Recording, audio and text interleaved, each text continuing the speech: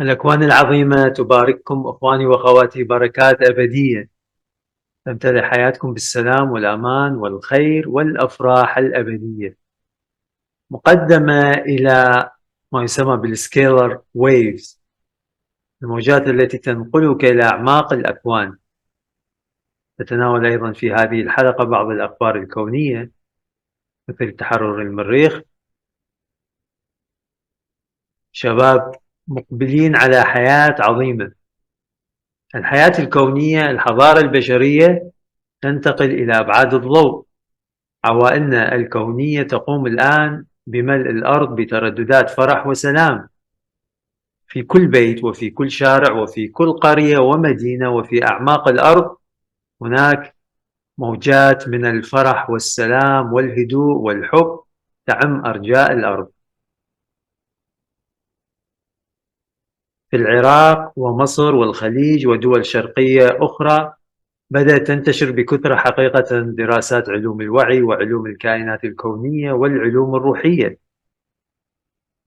وسوف نشهد مؤسسات ومدارس وجامعات تقوم بتدريس هذه العلوم وتقوم بكشف التاريخ الحقيقي الذي أخفي علينا، التاريخ الحقيقي الذي أبدلوه بعلوم ضعيفة وعلوم محصورة بتدريس النظرة الضيقة للكون، والتي وضعوا في هذه الدراسات حواجز نفسية وفكرية، جعلوا الإنسان يقيس حياته بالأمتار وبالكيلوغرام وبالجاذبية.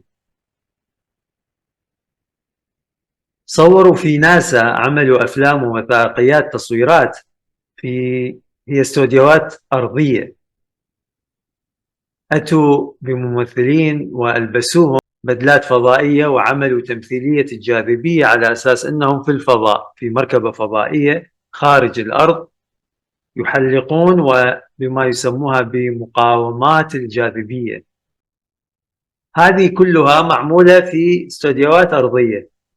وعندما قام نيكولا تسلا بكشف الطاقة الصفرية وأنتج صنع الأجهزة اللازمة في أن الأرض تمتلئ بكهرباء مجاني، هذه في اكتشافات نيكولا تسلا موجودة، فقاموا بالاستحواذ على كل اكتشافاته وأبدلوها بالكهرباء النفطي، كهرباء يشتغل بالنفط والإنسان يدفع شهريا، والدفع هذا يذهب إلى بنوك الدولة العميقة التي تستثمر هذه الأموال بعدها في بناء أجهزة تكنولوجية كونية خاصة بها بمشاريع غير قانونية،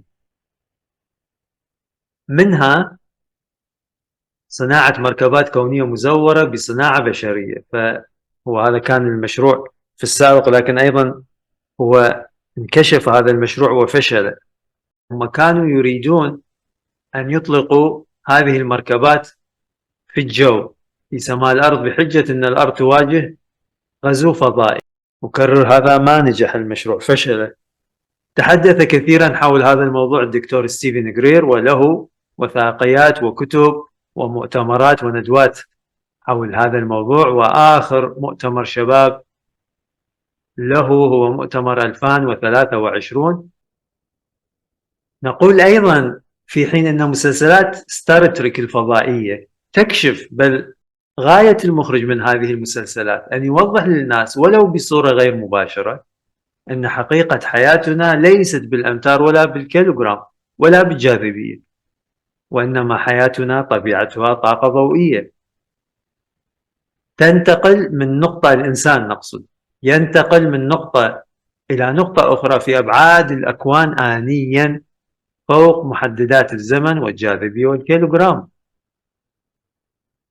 بل نقول حتى هذا الموت، وأنا باستمرار أقول هذا الموت مصنوع، فبرك على الإنسان. فكر معي، كيف الخالق الحقيقي الذي هو طاقة أبدية يقوم بخلق إنسان ليعيش هذا الإنسان 80 أو 90 أو 100 سنة ثم يموت؟ ما هو المعنى؟ وماذا يحصل هذا الخالق من هذا موديل الخلق؟ وماذا يحصل الإنسان من حياته هذه، يعني 90 سنة أو 100 سنة التي يعيشها؟ ما هو المعنى فيها؟ وعندما درسنا شباب حياة الكائنات الكونية وجدنا القصة مختلفة حقيقة. وجدنا أن أقل واحد فيهم عمره 1000 سنة.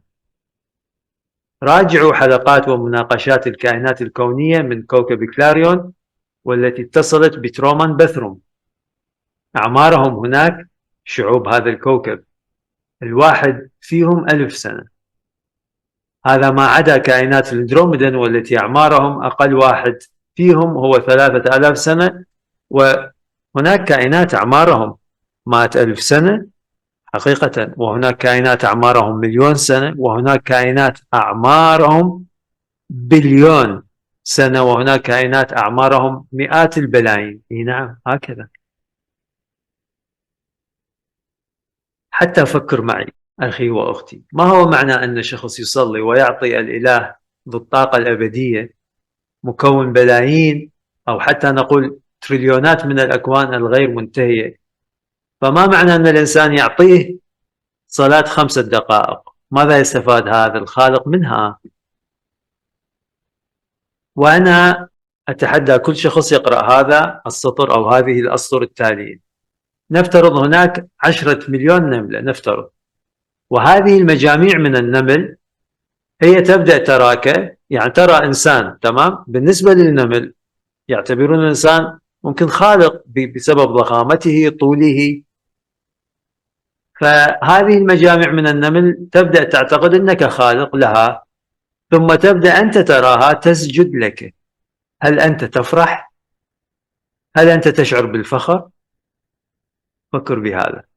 هل تستفاد أنت شيء أم ممكن تبدأ تضحك؟ تقول لهم اتركوا هذا الأمر، لا أريد هذه الصلاة، إنها لا تنفعني بشيء، أنتم على خطأ.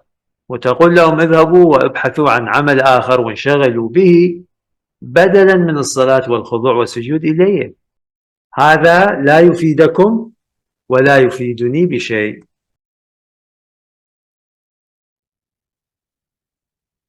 فالذي يحدث الآن أخواني وأخواتي، يزال الغشاء الآن ويعرف الإنسان أن أصله وهو من الضوء أتى، أنه ينتمي إلى أبعاد الضوء، إلى أبعاد عليا.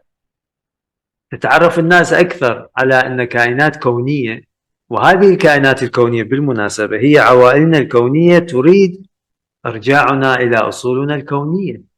ملايين من المركبات الكونية سوف نشهدها ونراها تهبط إلى الأرض وتبني مع الإنسان حضارة كونية.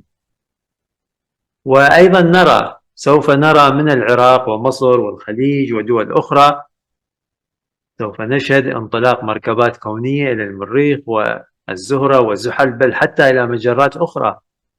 هذه تكون يعني بمركبات شخصية.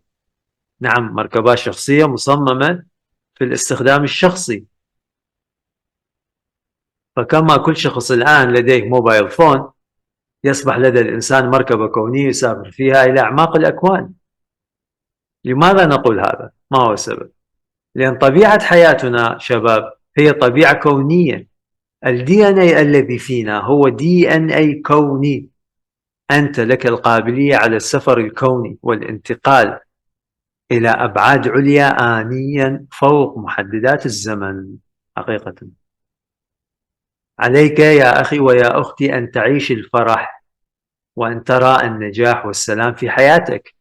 روحك التي تسمعني الآن طبيعتها وحقيقتها إنها موجودة في كل الأكوان. أنت لست الجسم الواحد والبعد الواحد والفكر الواحد، وأنت لست مرتبطا بمحددات الزمن وبالجاذبية وبالكيلوغرام. خاطئة هذه العلوم، خاطئة جدا. أنت في حقيقتك أنت كل الأبعاد، بل أنت فوق الأبعاد أيضا. مجد روحك، اعشقها، افرح معاها، غني معاها. الروح التي فيك فوق الوصف. الروح التي فيك روح كل الأكوان. فكل واحد يسمعنا قول معي، قول معي: أمجد روحي، أمجدها، أمجد روحي. هي الضوء، هي الأبدية، هي كل الأبعاد، هي فوق الأبعاد، هي فوق الزمن، لا تقدر بثمن. بها أسرار الأكوان، بها السلام وبها الأمان. أمجد روحي أمجدها، أمجد روحي.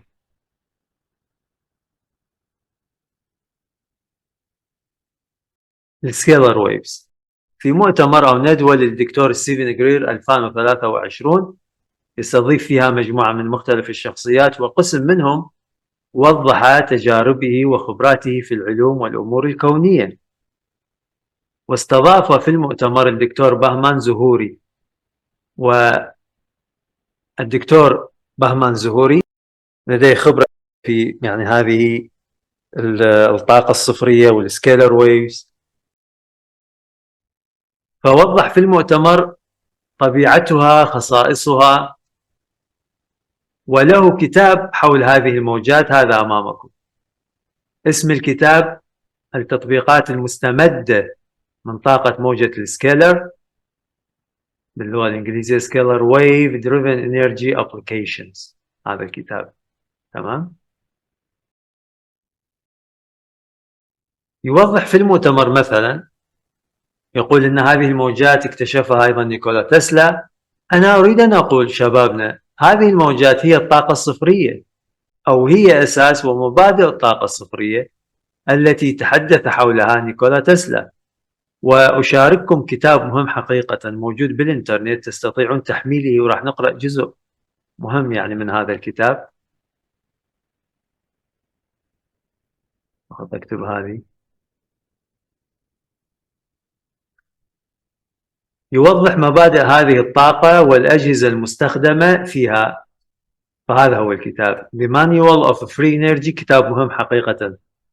The Manual of Free Energy Devices and Systems Volume 2.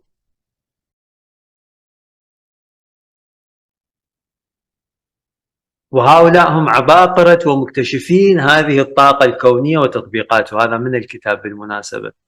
ونقرأ من الكتاب، لنعمل شير.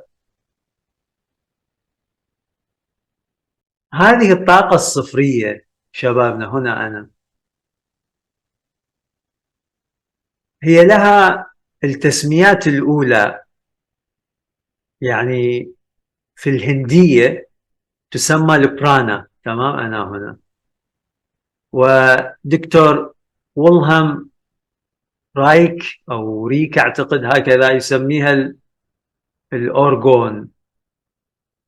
وأوديك فورس تسمى أوديك فورس. أوكي. أيضا هناك مصطلح الأنيمال ماغنيتيزم، هذا أيضا مصطلح اشتهر حقيقة. تمام. فهذه ممكن نقول التسميات الروحية. تسمى هنا البايو كوزميك انرجي، اكس فورس باي دكتور فريمان. والأسماء الحالية ممكن أنتم تقرؤون حول، لو تسمعون هذا المصطلح نيوترينو سي، فهي الطاقة الصفرية باي بروفيسور بي اي ام ديراك. وأيضا تسمى radiant energy باي دكتور تي اتش موراي. تسمى الفيرمي سي، تسمى برايمري انرجي، وهكذا. أيضا وهذا الاسم ممكن الذي عرف حول هاي الطاقة اللي هو زيرو بوينت انرجي. أيضا تسمى بالجرافيتي فيلد انرجي، أو بالمختصر الجي فيلد. تسمى أيضا السبيس انرجي. أرسطو أطلق عليها اسم الأثير أو الإيثر. وهناك سؤال يقول هنا what is the magnitude of this field energy potential؟ كم حجم أو مقدار أو كثافة، خلينا نقول، هذه الطاقة. فيجيب يقول الجي فيلد اللي هي زيرو بوينت انرجي حسبت calculated، حسبت بمقدار 10 أس 33 للسنتيمتر المكعب أعتقد باي سير أوليفر لودج. أيضا حسبت 8 نقطة 8 كروس 10 أس 8 فولتس، تلاحظون، لكل سنتيمتر، حسبها بروفيسور اس سيك، هذا من اليابان. 250 بليون جول للمليمتر أعتقد، حسبها بايريني ال بالي. وهنا يوضح يقول the energy content of 1 liter space، لتر من السبيس الواحد، يعني 1 لتر من السبيس يعادل 5000 لتر من الغازولين. هنا أيضا يوضح أن نيكولا تسلا يقول قبل 100 عام توقع، اعتقد أن يعني هذه الأجيال، أجيالنا ممكن هكذا نقول، سوف تستطيع أن بهالمعنى تتفاعل مع هذه الطاقة في أي نقطة من نقاط الأرض، بهذا المعنى تقريبا. أوكي. وهنا هذا السؤال آخر يقول من هم من العلماء المعروفين والذين حصلوا على جائزة نوبل الذين أيضا دعموا فكرة وجود الأثير أو الجي فيلد؟ فمعروف مثلا جيمس كلارك ماكسويل، وهو من الفيزيائيين المعروفين بالمناسبة، تمام، بوجود هذه الطاقة. فهذا جزء من الكتاب شبابنا، ومرة أخرى تستطيعون تحميله من الإنترنت. أوكي، سأعطوني مجال أيضا نرجع للمحاضرة. إذن في المؤتمر يوضح الدكتور بهمان زهوري أن هذه الموجات طبيعتها أنها أسرع من الضوء، وهي ليست مثل موجات الهرتز، وهي تخزن الطاقة والمعلومات، أنا هنا، وهي تخزن المعلومات والطاقة خارج البعد الثالث. أيضا يوضح أن سرعة المركبات الكونية في السفر الكوني بين المجرات والتفافاتها السريعة ودورانها السريع ممكن أن يعود أيضا إلى استخدام هذه الطاقة. يقول أيضا أن هذه الموجات لا تختزل أو تضعف خلال الوقت أو المسافة، وهي التي أيضا تساهم في خطوات أو عمليات بناء الطبيعة.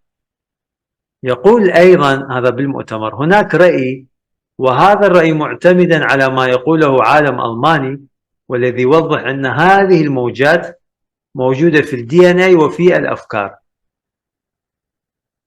يقول الدكتور زهوري لكن هذا الأمر يحتاج برهان ودراسة علمية. فهو في المؤتمر يوضح تجارب بروفيسور ألماني شباب اسمه كونستانتين كريستيان مايل. هذا العالم اعتمد بتجاربه على اكتشافات نيكولا تسلا، ومن خلال هذه التجارب شباب فالعالم الألماني وضح بعض النقاط حول هذه الموجات. مثلا هذه الموجات تنتقل بسرعة مقدارها أكبر ب 1.5، أسرع من الضوء. هذا سلايد من المؤتمر ما يوضحه الدكتور زهوري حول تجارب العالم الألماني، تمام.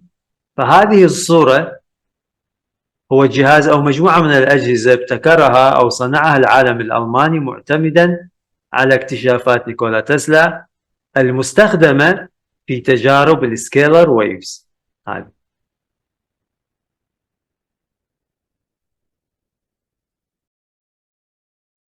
الدكتور زهوري يضيف أيضا أن السكيلر ويفز تخترق المادة حتى لو كانت ما تسمى بطبيعة أو نوعية، هذا المصطلح نعرفه، يعني هذه السكيلر ويفز تخترق المواد، أي نوعية من المواد تخترقها حتى لو كانت بنوعية ما يسمى مصطلح فاراداي كيج. ما هو فاراداي كيج؟ هو محتوى تصميم وفيه عزل أو إيقاف أو منع إلى مجال الكهربائية أو إشعاعات الالكترومغناطيسية، فحتى يعني سكيلر ويفز تخترق هذا المحتوى، تلاحظون. أيضا في هذه المقابلة الدكتور مايكل سالا مع كارولاين كوري. توضح كارولاين كوري تجارب العالم الألماني كونستانتين مايل أوكي في هذه المقابلة. فهي تقول استطاع كلامها استطاع أو وضح العالم الألماني رياضياتيا صلح هذا علاقة الدي ان اي بموجات السكيلر. فالدي ان اي يستخدم موجات السكيلر والتي تقوم بنقل المعلومات يعني الطاقة بالمناسبة خلال الفوتونات إلى الكون آنيا. هذا كلامها. وتقول أيضا أن هذه الموجات تسافر خلال الكون أسرع من الضوء. هذا أيضا يقوله الدكتور زهوري، وأيضا هو يقوله أكثر من فيزيائي أقصد مختص بالطاقة الصفرية حول السكيلر ويفز أنها هي أسرع من الضوء. بالنسبة إلى محاضرات الدكتور كونستانتين مايل، أنا وجدت بعض البرامج في اليوتيوب هذه أمامكم يتكلم فيها يعني حول السكيلر ويفز. فهذه المحاضرة Neutrino Power and the Existence of Scalar Waves Extraordinary Tech Conference 2004. وهناك أيضا فيديو آخر يوضح الأجهزة أو الجهاز المستخدم بالسكيلر ويفز. تمام، موجود هذا باليوتيوب. أيضا له كتاب، هذا كتابه سكيلر ويف ترانسبوندر، موجود هذا الكتاب.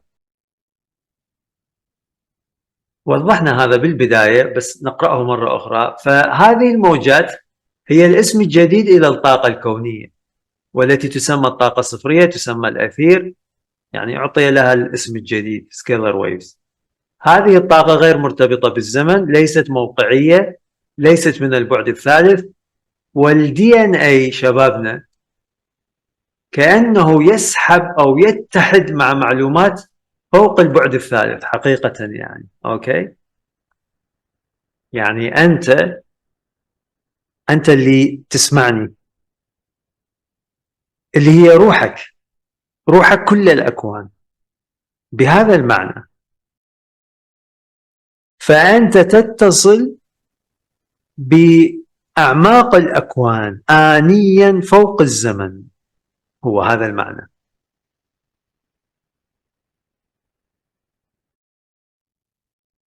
وأقول شيء آخر، في الحقيقة أن أفكارنا هي الطاقة الكونية ذاتها، يعني هي السكيلر ويفز.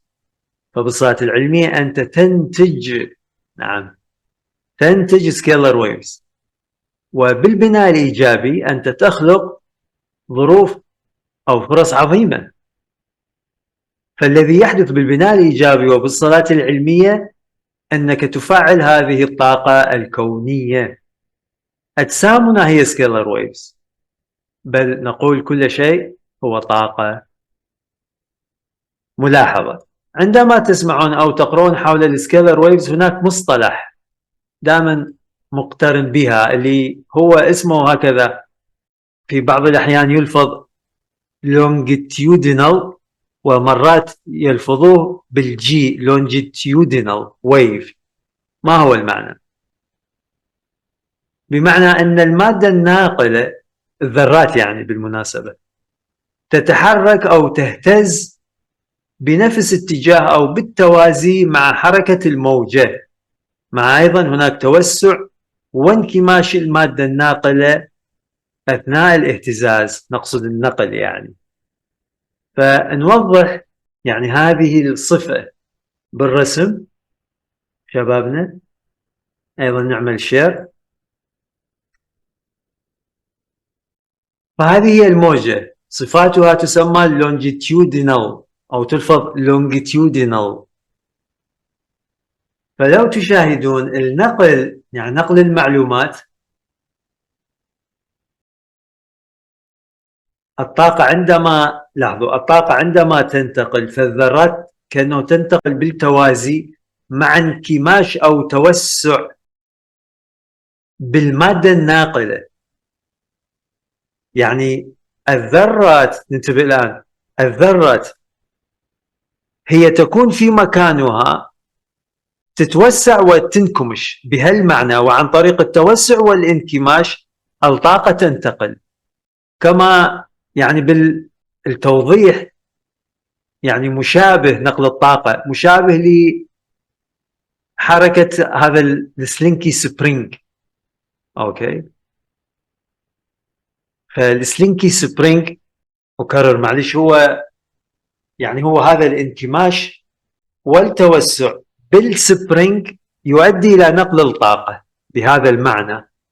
ومثال على هذه الموجات موجة الصوت، فهي موجة الصوت معروف عليها أنها longitudinal أو longitudinal. أوكي، أيضا في الجزء الآخر نتناول شباب بعض الأخبار الكونية. تحرر كوكب المريخ. الدكتور مايكل سالا في آخر فيديوهاته في قناته باليوتيوب، هذا موقعه أو قناته باليوتيوب، يوضح أنه هناك 5 من المتصلين الكونيين في مشروع النظر من بعد على ما يجري بكوكب المريخ. وجدوا هناك قاعدة أو منطقة فيها تحرر وانتقالة، يعني بالإنجليزية يستخدم كلمة transition، انتقالة في بناء كوني جديد. يقول الدكتور مايكل سالا أن هذا الأمر يدعم الأخبار التي تقول أن هناك انتقالة جديدة وتحرر في كوكب المريخ، وشعوب المريخ تبدأ تؤسس نظامها الخاص بها. فنريد أن نقول أخواني وأخواتي أن هذا يطابق سفرات الطلاب الكونية في مجموعتنا. عندما سافر قسم من الطلاب في مجموعتنا بسفرات كونية إلى المريخ، وهذه السفرات قصص السفرات مسجلة في قناتنا، يوضحون فيها السفر إلى المريخ، حيث التقوا هناك بأفراد من شعوب المريخ وأخبروهم أن المريخ الآن يعيش تحرر وبناء كوني جديد. فأقول بمعنى أن دراساتنا وسفراتنا الكونية صحيحة. ثانيا، الأجهزة الالكترونية الأرضية لا تعمل، لا تشتغل في المركبات الكونية. هناك سفرة كونية لأختنا ضوء كوني 238 قالت أنها أخذت هاتفها في سفرة كونية من أجل تصوير بعض الأحداث، لكن هاتفها تعطل هناك، هي أخبرتنا بهذا. والدكتور مايكل صلى في أحد الفيديوهات يوضح أيضا هذا الأمر، أن الأجهزة الإلكترونية المستخدمة في الأرض هي لا تعمل في المركبات الكونية أو في الأبعاد العليا. أيضا هو يشير إلى إلينا دانن، يعني هناك بعض المتصلين الكونيين مثل إلينا دانن يسألوها حول سفراتها الكونية، يقولون لها لماذا لا تصورين بالموبايل فون، يعني تصوير هذه الأحداث. فهي تجيبهم تقول أنه الأجهزة الإلكترونية الأرضية هي لا تعمل في المركبات الكونية.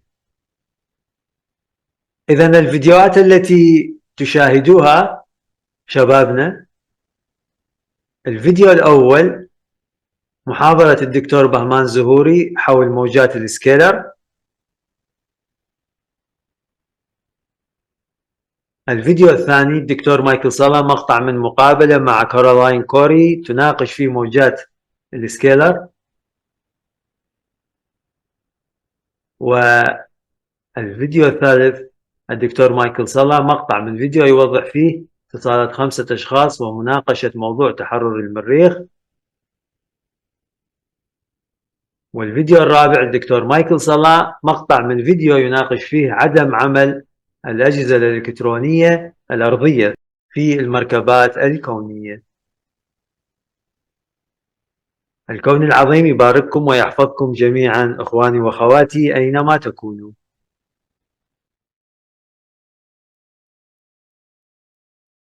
In welcoming Dr. Bahman Zahori. Thank you, sir.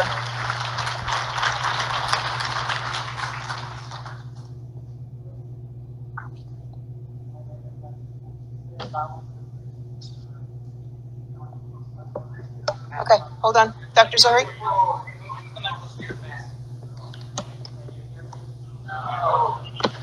he wants my mic?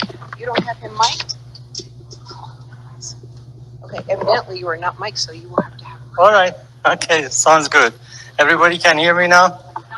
All right. Again, my name is Bahman Zahuri. I came from California yesterday, and thank you so much for Dr. Greer and company invited me to this meeting. And I'm here to learn some knowledge from rest of you guys. That's how I start my statement and my talk, all saying knowledge is power. And this is where I learned that knowledge from rest of you guys to see what's going on around me, although I'm continuously studying, keeping update with the technology, which I always think I'm behind of it. So saying that knowledge is power, we go to aspect of knowledge is power. I see it as a two-dimension space, one being knowledge, the other one being power that we're going to have. However, adding to this perspective of two dimension, there are two other dimensions that you require to have that power in order to gain that knowledge, or knowledge to gain that power. And that is, for us to know the knowledge, we need known stuff as information. And with that information, we gain that knowledge. However, to have that information, what we need is data. Without data, you don't have any information. And without information, you don't have any knowledge. And without knowledge, you don't have the power you're looking for.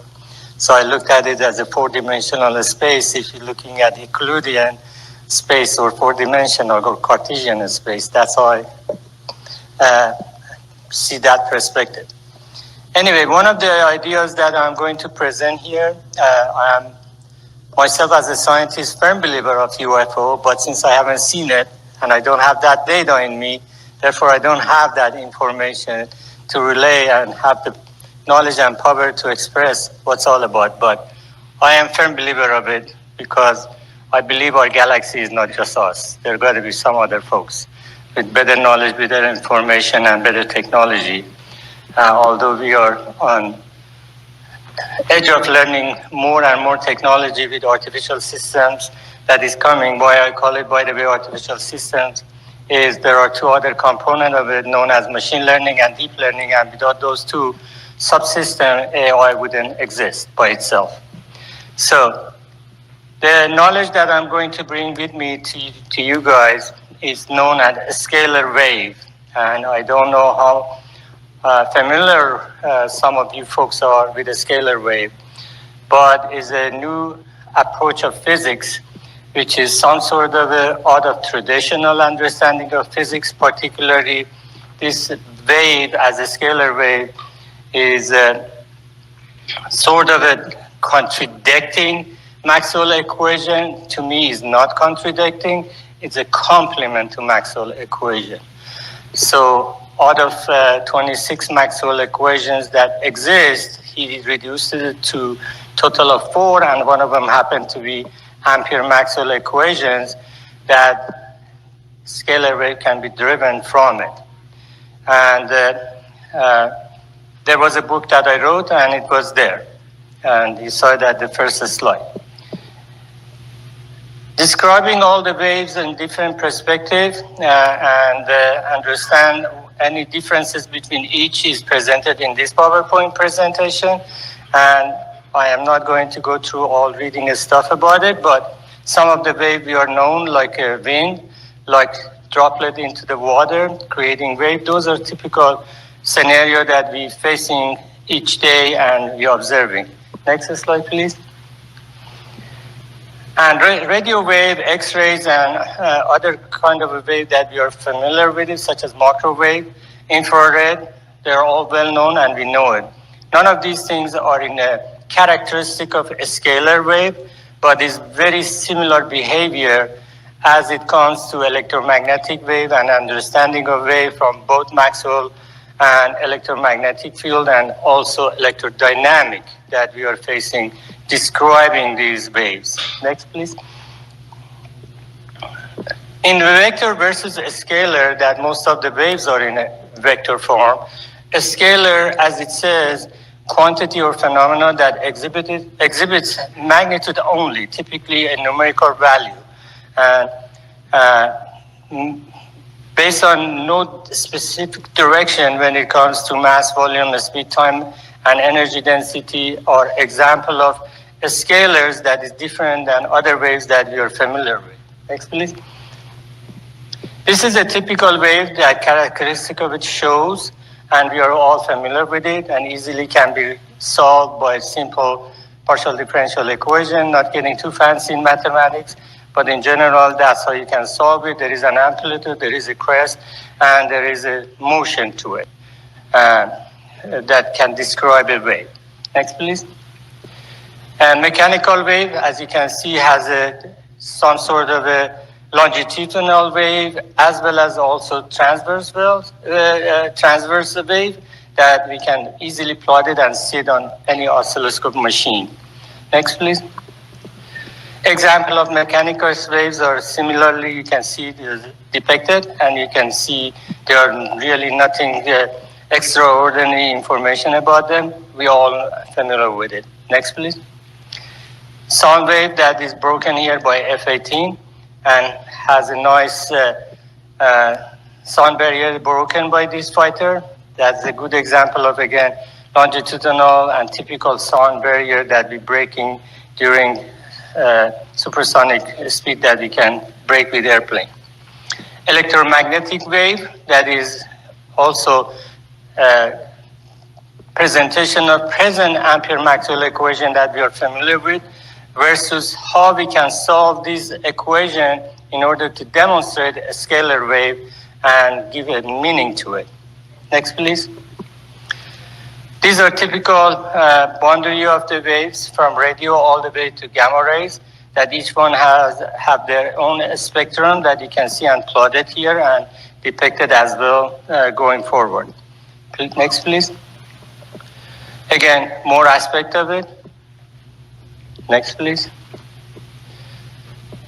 Matter waves that we are familiar and also developed by folks like Einstein and shows what kind of a wave you are looking at, hot, cooling, laser beam, and so forth, so on. Other scientists that described it, and we can see typical aspect of it here as well.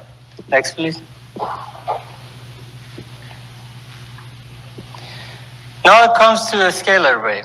The father of a scalar wave is nobody except Nikola Tesla with his patents and some of the ideas he had.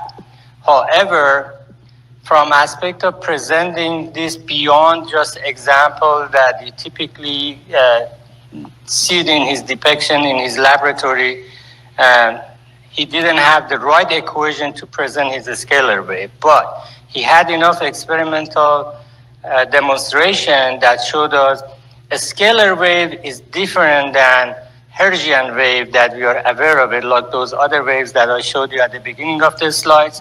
His wave is energy wave, and that's where a scalar wave comes from. And some of the comments and claim that this guy did, brilliant scientist, and we also claiming is a complementary to Maxwell equation and presents what a scalar wave is all about, where the difference between Hertzian and a scalar wave come to play. Next, please. This is a typical pattern that he showed and demonstrate that. And some of these things you find today in a lot of places like YouTube with a lot of ideas people present. And of course, there are a lot of hocus pocus behind their ideas that doesn't mean anything, but they demonstrate they have a scalar. But this is a typical patent of his that he presented a scalar wave and showed it to the world. And one of the claims he had, pay attention to that, he said, it's a wave that can travel 1.5 times the speed of light, not the speed of sound, okay? That's where the problem starts happening. People objecting. They're saying theory of relativity does not allow go faster than the speed of light. Yeah, possibly. But that's our existing knowledge. But is there any other knowledge that we have to know and information that we have to gather? And what can say about it? And recently, about a month ago, I heard Lawrence Livermore National Laboratory measured such a wave at 1.3 times the speed of light, which was very interesting to me.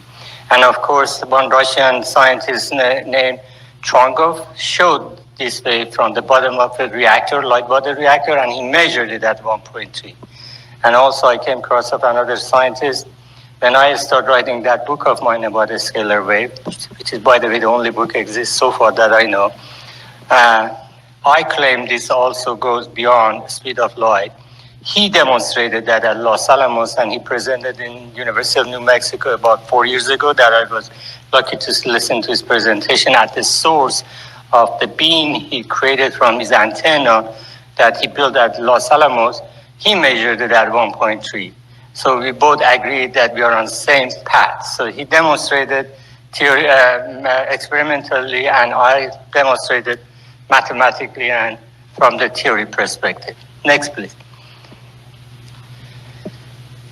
This is one phenomenon that the scalar wave can be used in a weaponry system, and we can utilize it in a very nasty sort of a weapon system, and it's called Big Eye or interferometry, which is technology that two scalar beam can be used as a defense mechanism as well as also as a very aggressive weaponry system in a directed type of energy weapon, if you're interested in that arena. However, a scalar wave also has been demonstrated and can be shown within certain frequency can penetrate going through water and communicate underwater, that allows our submarine warfare group people not to surface from the depth to certain level in order to stick their antenna to communicate with their headquarters, rather communicate while they are underwater. And also similar folks or other folks demonstrated at certain frequency below 8 gigahertz, this wave can be used as a technique for treating Alzheimer or depression. I haven't done that because I'm not a medical doctor. I'm not licensed to do some testing, but theory at least logically shows there exists such a thing that we can do it, okay? Because these days a lot of ECTs are used treating depression, which is very invasive approach, versus using a scalar wave at that frequency below 8 gigahertz is a very non-invasive solution approaching something known as transcranial magnetic stimulation, or TMS, that exists, and a lot of folks are talking about it. And of course, it's not approved by FDA, but I can see at Stanford a lot of folks showing that demonstration and treating their patient rather than using ECT, they are using TMS, which is a good approach if we can utilize a scalar wave. Because one of the beauty about a scalar wave is nothing stops traveling of this wave, not even Faraday cage, because we know Hertzian wave can be stopped by Faraday cage and not by a scalar wave. And we can talk about it and some of opinion I have personally based on observation we have seen. Next page, please. So in a simple form, a scalar wave is a wave that is not presented by any coordination system and not related to direction and dimension. So it's not traveling really just in Euclidean space, propagates through the time dimension, such as Minkowski space, which is, in simple terms, curvature space that we're traveling. And that possibly also justifies how the UFOs or extraterrestrial objects are going to us from galaxies far away that we measured by distance of light, 10,000 light distance. That's how they travel and coming, not in a straightforward direction, but in some sort of a curvature or a Minkowski space to come and visit us. That's one justification we can justify that traveling, because as we know, traveling to the space, there is a lot of objections or objectives to it that we have to really overcome and be able to measure to pass certain resistance, such as air resistance and frictions and things like that. And this can be defined and driven by something known as quantum electrodynamic versus classical electrodynamic. So next, please. Can you go to next, please? Is it? Okay. A scalar wave, as I said, is a store energy information outside of our three-dimensional space because they propagate through time dimension, but their energy can be released in our three-dimensional space. The scalar waves are non-linear or non-Hertzian waves, as I call it, is energy waves, and that have the ability to carry information.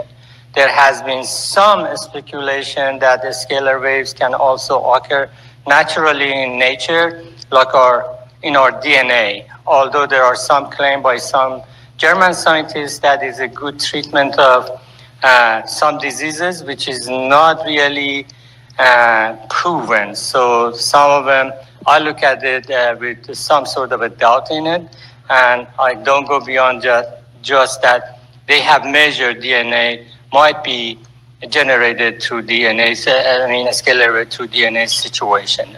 To verify, I personally don't have any experience. Next one, please. Characteristics of a scalar wave, they form a non-local potential energy. Scalar waves also carry information and they have fractal structure. Such waves do not decay over time and distance because they're longitudinal. And scalar waves are store energy and information in a dimension out of our three-dimensional space. That might be one of the reasons propulsion system of some of these UFOs might be depending on such a technology. That's just an idea. I personally don't have any experience. I haven't done any study in that area, but that is the only justification I can justify from physics perspective and science perspective. That's how they fly. Because the clips I have seen in some cases on CNN or other news, the way those extraterrestrial objects are flying, definitely violating all kind of a conservation of law that we are familiar with, such as conservation of mass, momentum, and particularly energy. The way they move, their move is definitely out of our knowledge of understanding of classical mechanical engineering or quantum mechanical engineering. So that's a possibility that they fly like that. Energy of a scalar wave can be released by closing the circuit in our 3D space and allows us to travel in Minkowski or curvature space to shorten the distances between 2 points. Next, please. Travel faster than the speed of light. That is definitely not known. At least 2 national laboratories prove that. Theory of my calculation based on what you see in my book that you saw at the beginning of the slide. If you read through it with 2,524 equation in it, I prove that case is doable. And cause the molecular structure of water become coherently reordered due to the penetration it has. And as I claimed in this case, scalar wave cannot be stopped by anything, even Faraday cage, that most waves, millimeter wave, microwave, and all kind of a spectrum of Hertzian wave that can be stopped. A scalar wave can penetrate through through Faraday cage. And our involvement, one of the characteristics is that also involved in the formation of process in nature. That's why also we can penetrate through the salt water and be able to communicate under certain pressure and depth of water in the ocean. And that's why for warfare communities such as submarines, such as the special operation folks that are going underwater, they can communicate using specific antenna designed for their application to the communication and penetrate through salt water. Next, please. This is a typical scenario of Minkowski space that we can imagine and show through quantum electrodynamics and be able to draw it and going from past light, cone to the future and be able to travel in this space and cover the two distances at a shorter time. Next, please. Recent experiments on a scalar wave around 2001 experiments were conducted by Professor Christian Meyer. He's a German guy who also claimed the DNA aspect of it. That's where the problem comes in and takes credibility away from him. But when you're reading his book, you have to give him the credit that he discovered experimentally by presenting it this through his instrumentation that he built. He has cases that easily can be purchased, and I bought one of them about 5 years ago while I was adjunct professor of, at University of New Mexico, and be able to bought one of them and really presented that you could read it on oscilloscope, such a wave. Next one, please. That is a typical instrumentation he built. I'm not advocating this instrumentation. I just bought it for purpose of what he's claiming based on those two coils that original patent of Tesla had it. And sure enough, it shows something, but needed more funding, which I got a huge resistance from university not to do these sort of things in their laboratories or laboratories that I had. So it is what it is. There's nothing you can do. Unless folks believe in it, then they get behind you to support you. You're just fighting up the hill battle because you're saying, hey, it's a violation of theory of Einstein going faster than the speed of light. When Einstein expressed his theory, he was going against Newton's laws, okay? But yet we accepted it. So there might be other reason behind it. That's the book I'm talking about. I'm not advertising my book because this book is not available openly in the market. Simply Springer, who published it and sold a lot of it, pulled it out of the market with no reason. So, but there's still some copy of it are out there. And if you can't find it, reach out to me. I'll send you the PDF of it. I don't care about my copyright or their copyright. It's mine. I wrote it. I'll give it to whoever wants it. Yet they are selling it amazingly. But they say we pulled it out of the market. Okay, fine. Next one, please. Next slide. Okay. A scalar wave application. As I mentioned, a scalar wave from my perspective has three applications that I can put my hand on it and back it up with my equation and science of physics and mathematics. If anybody has any challenge, prove it I'm wrong, because from my perspective, 2 + 2, if it is equal 4, then this equation shows that fact, that you go and derive some form of a equation that is different than Hertzian characteristic of the equation and travels at 1/r rather than 1/r². If you look at differential equation of or partial differential equation of Hertzian wave, it is relationship with the distance is r² at the bottom, reverse of r². In a scalar wave is 1/r. Simply by taking simple Maxwell-Ampere equation and do simple vector analysis on it, again, not going fancy, but prove my case, you can see that a scalar wave as a secondary complementary solution to Maxwell equation. So I'm not challenging Maxwell per se, that he's wrong. I'm just saying he possibly knew it, but ignored it to make his equation very simple, or he didn't know about it, or he didn't know how to derive it, which I doubt it. I mean, Maxwell equations are very well-known equations, and they are very famous, and everybody uses it from day to day or life. So I'm not denying that as a physicist myself, but as a complementary to his equation, a scalar wave exists, and you can easily prove it through the mathematics and science of physics behind it. The three applications that I see in a scalar wave, as I mentioned, if is below certain frequency, such as 8 gigahertz, easily can be used for treatment of any depression, Alzheimer, and so forth, so on. And easily can be used for PTSD, particularly in case of all these remotely piloted personnel that Air Force has, and they losing them through the depression because they see attack of their events very quickly at the last minute that hits the target. The other one is underwater communication. If this scalar wave is below 60 gigahertz, can be used as a communication means, and above it can be used as a weapon, and easily can be used. And one of the things that we might be running out of time, so I'm going to cut through some of these slides quickly. The events of Cuban folks or Department of Energy folks or diplomat that got sick is based on a scalar wave. Although everybody else is claiming that is a microwave cannot penetrate through walls, concrete, and so forth, so on. Has to be a scalar wave that goes through Faraday cage even. So even you want to send a microwave or millimeter wave, you need a huge antenna and infrastructure to propagate this wave.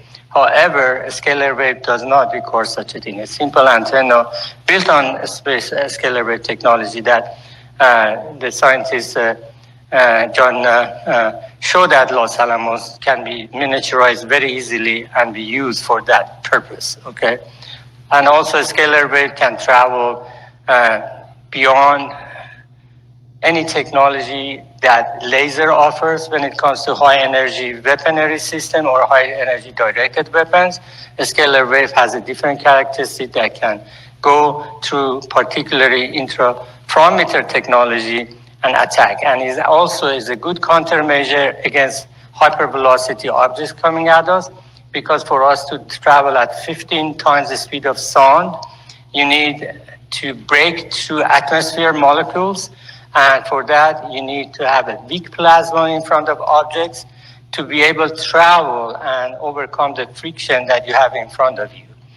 And a scalar wave can interface these things and attack them, and utilizing AI systems be able to pinpoint the target coming at you through this interferometry technology and be able to attack them, particularly if they're coming at cruise mode rather than ballistic or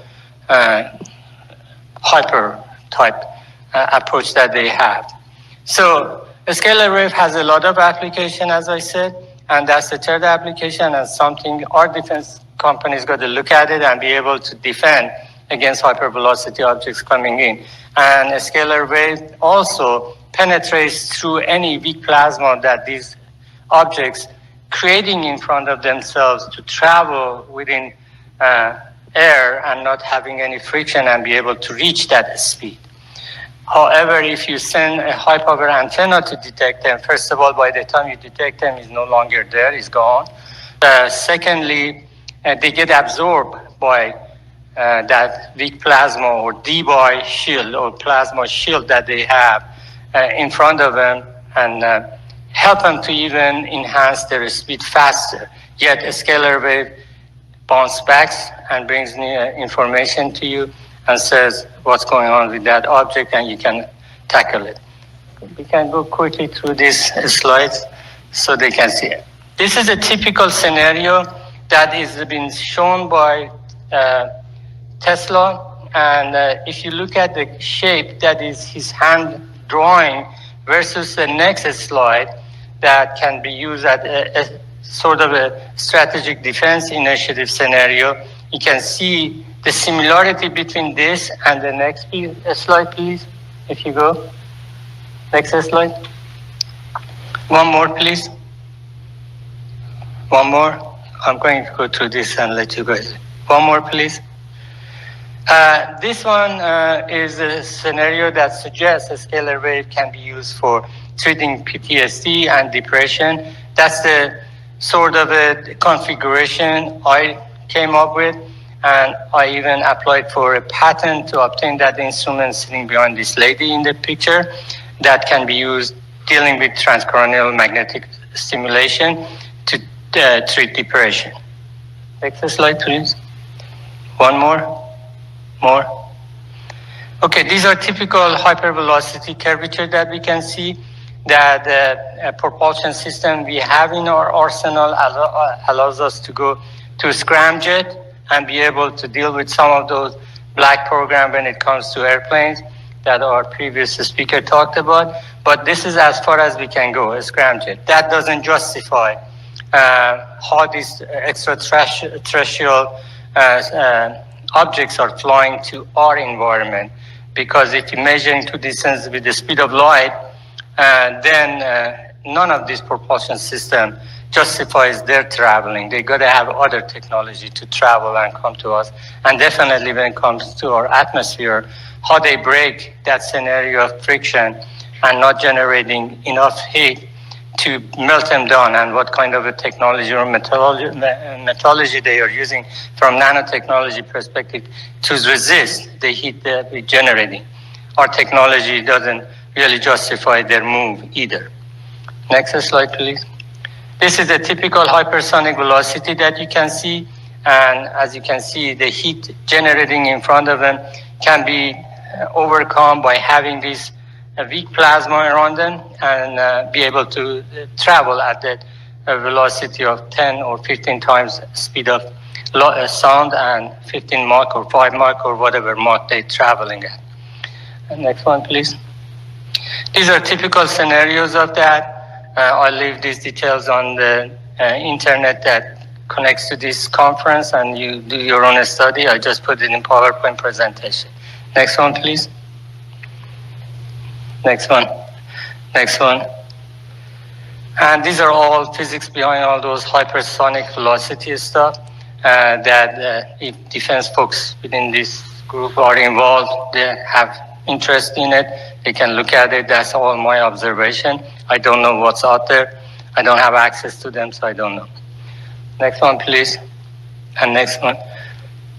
This is again another scenario of interferometer technology that can be used and go against these measures coming at hypervelocity with a countermeasure such as that can be discussed in more detail.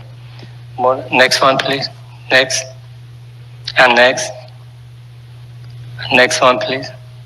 These are typical things was shown by other previous speaker, and some of this technology that traveling can be encountered by a scalar wave and go as a defense against the systems like that. Next one, please. And next one. Next one.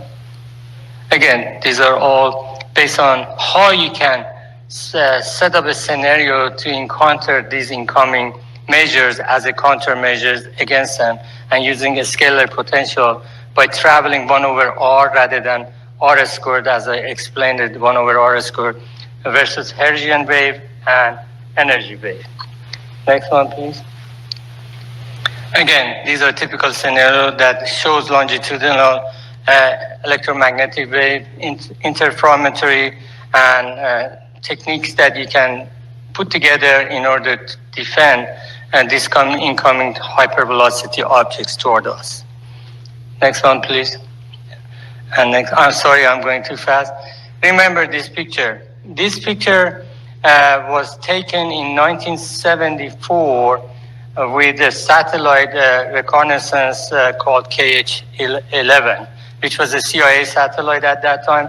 First time I saw this thing was 1974 when I was involved in SDI, and almost I'm there. Just 1 minute, please finish that.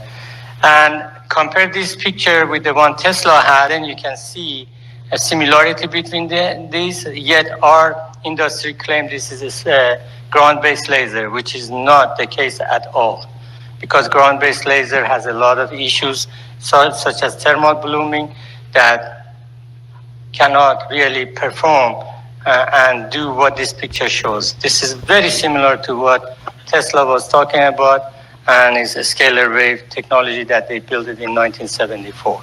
There is a lot of evidence about that. We can talk about, but I'm running out of time, and I see the signal from our speaker. Thank you very much.